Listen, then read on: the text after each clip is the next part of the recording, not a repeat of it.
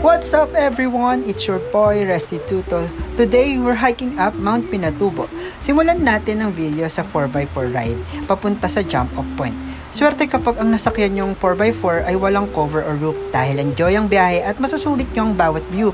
Pero dito kami napunta sa may cover dahil hindi naman kami nakapili or wala naman talagang choice. Ang downside lang ng mga walang cover ay maalikabok kaya need ng face mask. Halos more than 10 groups ang kasabay namin ngayon. Kaya mas okay talagang mauna para hindi crowded sa crater. Ang unang stop ay dito sa side ng mga bundok na parang Toblerone. Picture taking lang naman ang gagawin dito. Mabuti na lang okay itong tour guide na na-assign sa amin dahil may paganyang shot talaga siya na akala mo talaga drone. And after picture-picture, balik na ulit sa 4x4 para dumiretso na talaga sa jump-off point kung saan mag-start ang trekking.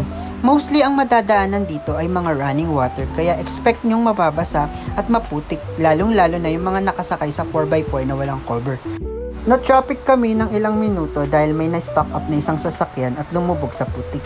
Nagtulong-tulungan pa silang buhatin at itulak para makaahon at umandar ulit.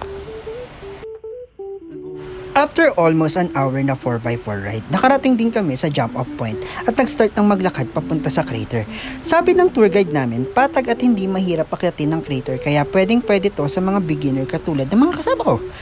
Ako kasi pangatlo ko na to kaya hindi na sa akin bago. Masaya kapag may kasama ka talaga para kahit naglalakad may kausap ka. Hindi naman mainit kahit maaraw ng ganitong oras dahil malamig at paligid, puno ng mga puno at may mga tubig ring nadadaanan. Walang signal dito kaya ang phone pang pictures and video lang. Pero mas maganda magkwentuhan. Pag-usapan lahat ng pwede nyong pag-usapan. Dapat rin may dala kang trail food katulad ng jellies, chocolates, nuts, or kahit chichirya. Or kahit manghingi ka na lang sa iba. And also water, don't forget para lagi tayong hydrated. At wag nating kakalimutan ang number 1 rule. Huwag tayong mag-iiwan ng kahit anumang kalat, itapon sa tamang basurahan ng ating pinagkainan at respetuhin ang inang kalikasan.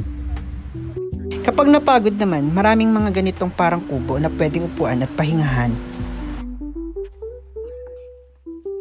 Hindi ka rin maliligaw dahil may mga signage na nagsasabi kung gaano ka nakalayo or ilang kilometro na lang ang iyong lalakarin bago ka makarating sa crater.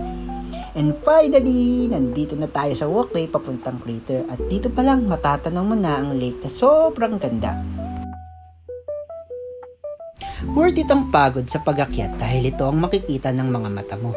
Hindi mo na iisipin kung ilang kilometro yung inakyat mo nang makita mo kung gaano kaganda ang Pinatubo. Masasabi kong majestic nga talaga sa personal ang crater na akala mo postcard. And tama nga si Catherine Bernardo, a beautiful disaster.